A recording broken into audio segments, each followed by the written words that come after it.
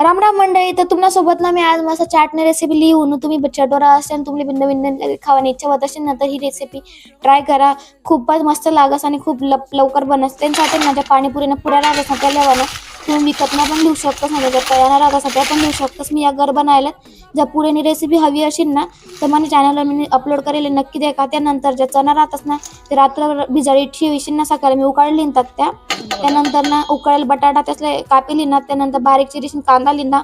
त्यानंतर थोडीशी कोथिंबीर लिहिणे मी पहिले स्वच्छ धुई लेवा त्याला कापी लेवाना. त्यानंतर थोडीशी बुंदी लिहिणे ती टाकानी.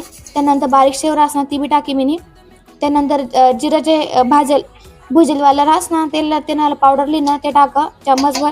त्यानंतर तिखट टाकानं, काळं मीठ टाकानं आणि जे टाटा मीठ रास ना आपलं नॉर्मल ते टाका. त्यानंतर चाट मसाला टाकाना. त्यानंतर निंबून रस टाकाना, एक पुरा निंबून रस टाकी द्यावा ना. त्यानंतर सगळं मिक्स करा. हात खाईना चांगला मसाला ना त्याले जेणेकरून ते ना जो बटाटा असतो तो छान असा मसाला वास ना. त्यानंतर वरतून ना इमलीन चटणी टाकानी.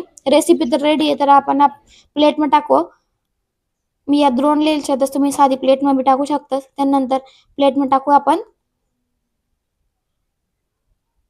वरतून इमलीन चटणी टाका मस्त आणि ग्रीन चटणी बिन लागत असेल ना ती बी टाका तरी चालेल. वरतून शेव टाका बारीकवाली, बारीक चिरीशीन कांदा टाका तरी चाली आवडत असेल तर रेसिपी रेडी नक्की ट्राय करा.